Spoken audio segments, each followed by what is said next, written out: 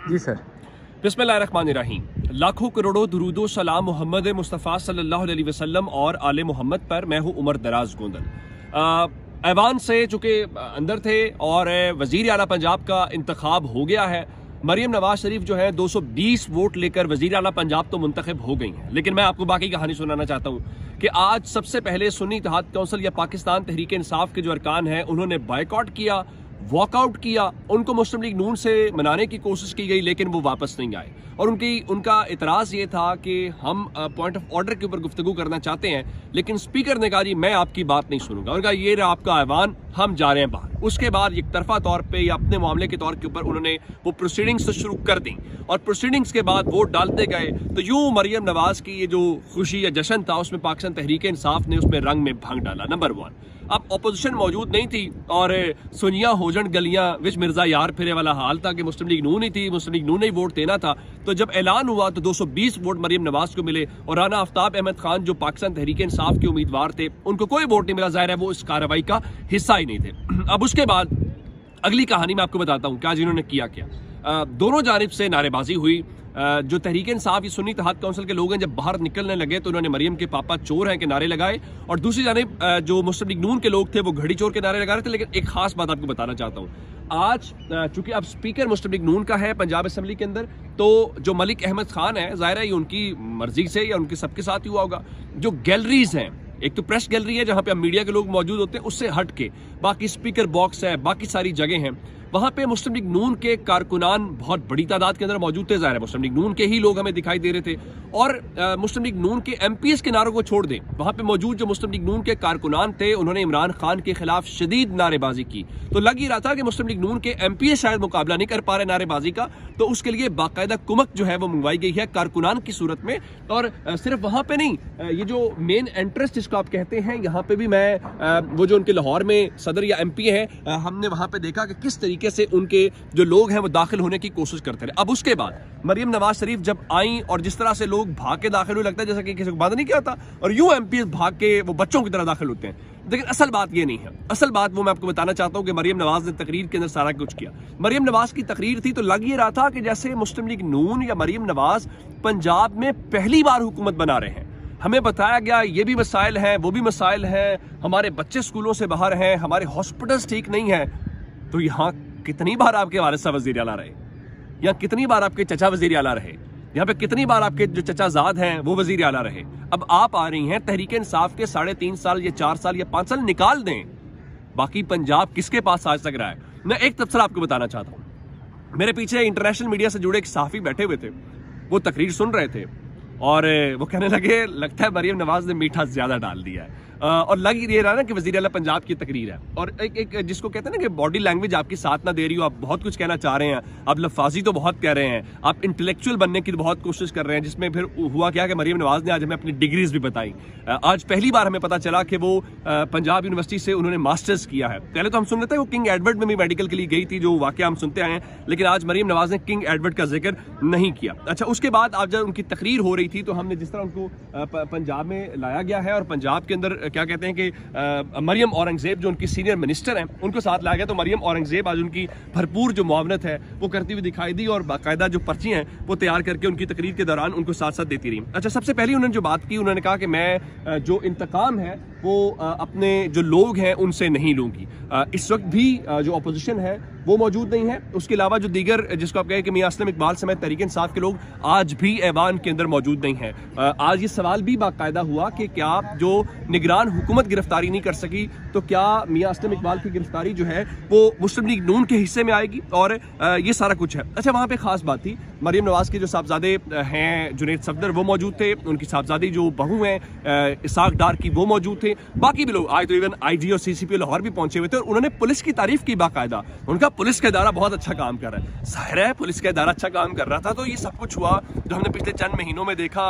ये जो पंजाब पुलिस के इस वक्त असेंबली के चारों तरफ एक कर्फ्यू का समय, उसके अलावा जो है वो मुमकिन नहीं था। लेकिन एक चीज हमने वहां देखी, कैप्टन सफदर मौजूद नहीं थे। उन्होंने अपनी तकरीर में नवाज शरीफ का शुक्रिया अदा किया, उन्होंने अपनी वालदा को याद किया, कारकुनों का शुक्रिया अदा किया, सबका शुक्रिया अदा किया। कैप्टन सफदर हमें वहां दिखाई भी नहीं दिए, उनका जिक्र भी नहीं हुआ, ये तो बहुत बड़ी जाती है। और इवन हमजा शहबाज का भी उन्होंने जिक्र जो है इस मौके के ऊपर नहीं किया। अच्छा, ओवरऑल अगर उनकी, चूंकि मैं ऐवान के अंदर उनकी तकरीर सुनता रहा, तो एक तो लंबी चौड़ी तकरीर थी और वो एक एक जो जिसको कहते हैं कि एक एक बारीकी या एक एक जो तफसील है उसके अंदर वो जा रही थी, हेल्थ को लेके, एजुकेशन को लेके, तो लग ही रहा था जैसे वो बजट के ऊपर आमतौर पर तकरीर होती है उस किस्म की एक एक्सटेंसिव किस्म की तकरीर जो है किया गया। अच्छा, फिर वो कहने लगी कि हम बड़ी मुश्किल के साथ यहाँ पे पहुंचे हैं, हमने बहुत मुश्किलात देखी हैं। तो लग ही रहा था कि शायद ये जो पिछले चंद महीनों में पंजाब पुलिस लोगों के घर तोड़ती रही है, पंजाब पुलिस जो गिरफ्तारियां करती रही, लगता है वो मुस्लिम लीग नून की गिरफ्तारियां हो रही थी। वो जो विक्टिमाइजेशन या विक्टिम कार्ड है वो मरीम नवाज की तकरीर के अंदर बहुत कुछ दिखाई दिया। हालांकि पिछले अरसे के दौरान जो जिसको लेवल प्लेइंग फील्ड का लफ्ज़ हम सुनते रहे, वो बहुत शायद मुस्लिम लीग नून ये शिकवा नहीं कर सकती।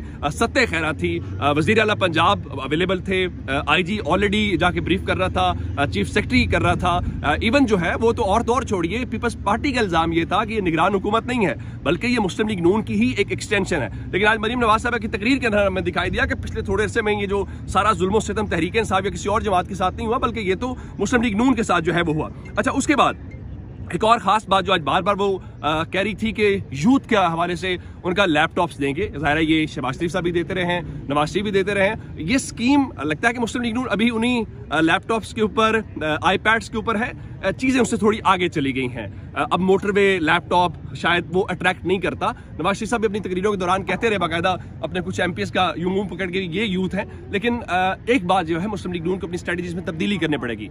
अगर इस मुल्क की यूथ को आप यूथिया कह के गाली देना चाहते हैं तो अगर आप फिर समझते हैं वो आपको वोट देंगे तो शायद ये पॉलिसी इफेक्टिव नहीं होगी। अगर आप वाकईतन यूथ को अट्रैक्ट करना चाहते हैं, जो उनकी बार बार तकरीर में आ रहा था कि वो मेरे दिल के बहुत करीब है, तो फिर आपको वाकईतन अपने कॉल ऑफ फेल के अंदर वो चीज़ें करनी पड़ेगी। अच्छा, एक और बात उन्होंने फिर रमज़ान पैकेज के हवाले से कहा, ये एक अच्छी बात थी जो उन्होंने कहा कि हम क्या करेंगे कि लोगों के घरों तक पहुँचाएंगे। चलें, एक अच्छी बात है, लोगों को जो उनकी इज्जत नफ्स है वो जो है वो बहाल रहनी चाहिए। उसके अलावा फिर वो फरमाने लगी कि 5 साल बहुत थोड़े हैं। अब जाहिर है कि एक टेन्योर जो है वो 5 साल का ही मुकर्रर किया गया है और अगर मुस्लिम लीग नून इतने टेन्योर पंजाब में पूरे करने के बाद भी अभी भी उससे सेटिस्फाई नहीं हुए, 5 को 10 साल करना चाहते हैं तो भी चलें, इसको देख लें। लेकिन असल बात जो है वो तकरीर की हद तक तो आप बहुत सारी बातें या वो चीज़ें कर सकते हैं, लेकिन असल बात ये होगी कि उसको डिलीवर कैसे करना है। मुस्लिम लीग नून के पास चैलेंजेस बहुत ज़्यादा हैं। उसकी वजह ये होगी कि आप सिर्फ पंजाब के हद तक नहीं, विफाक में भी मुस्लिम लीग नून की हुकूमत है और ये जो सारी बातें यहाँ पे की जा रही थी, इस बार ये रुकावट भी नहीं होगी कि हम रियासत बचाने आ गए हैं। अब जवेद लतीफ जो बात कर रहे हैं कि हमारे ऊपर हुकूमत ठोंसी गई है, हम हुकूमत नहीं लेना चाहते जिस तरह हुकूमत दी जा रही है, वो बहाने जो लास्ट में आप कहते रहे कि जी वो मुल्क डिफॉल्ट हो जाएगा, जी हम रियासत बचाने आए हैं, इस बार इम्कान नहीं है। कम वक्त है और कम वक्त इसलिए है कि आपको इस वक्त जो आपके सामने मकबूलियत आपके मुखालिफिन की उसका जवाब देने के लिए। अब यहाँ पे तक उसके बाद आप ये बसेस देख पा रहे होंगे, ये सारी की सारी जो बसेस हैं ये मुस्लिम लीग नून के उन MPs को जो अब थोड़ी देर के बाद इनको ऐवान से बाहर आएंगे और इन बसों के जरिए, इस कॉन्वॉय के जरिए इनको गवर्नर हाउस पहुंचाया जाएगा और गवर्नर हाउस के अंदर उनकी तकरीब हल्फबरदारी है। मरीम नवाज ये कह चुकी हैं कि वो आज जैसे ही ओथ लेंगी तो उसके फौरन बाद वो अपने ऑफिस में जाएंगी और उस ऑफिस में जाने के बाद वो आज से ही अपने उस क्या कहते हैं कि मंशूर के ऊपर अमल दरामद शुरू कर देंगी। बिल्कुल ठीक है।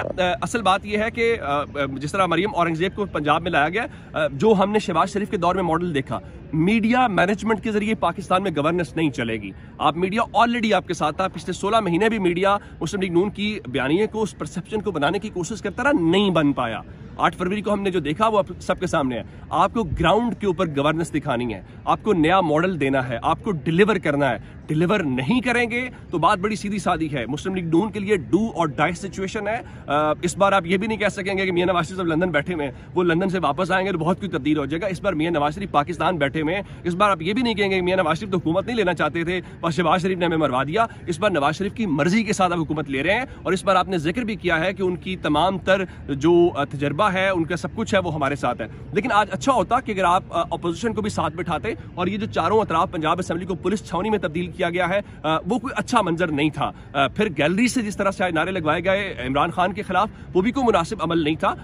ओवरऑल अगर मियां असलम इकबाल मिसाल के तौर पे आज यही बात उज़मा बुखारी के सामने हमने रखी कि मियां असलम इकबाल को आने दें, आप बुलाएं, मुकाबला करें, खुल के मुकाबला करें। ये क्या बात है कि एक हाथ पांव बांध के जिस इदारे पंजाब पुलिस की मरीम नवाज कह रही थी बहुत अच्छा काम कर रहा है, क्या अच्छा काम कर रहा है। इस वक्त अगर देखा जाए, आज आपने जो टेक्सला में देखा, वो तारीफ कर रही थी उस एसपी की जो लाहौर वाला वाकया, वो बिल्कुल अच्छी बात है। पुलिस का काम लोगों की जान बचाना है और बचानी भी चाहिए, लेकिन जिस तरह पुलिस को मोहसिन नकवी के दौर में मुखालिफिन के ऊपर, ये देखें पाकिस्तान के अंदर हालात बदलते देर नहीं लगती।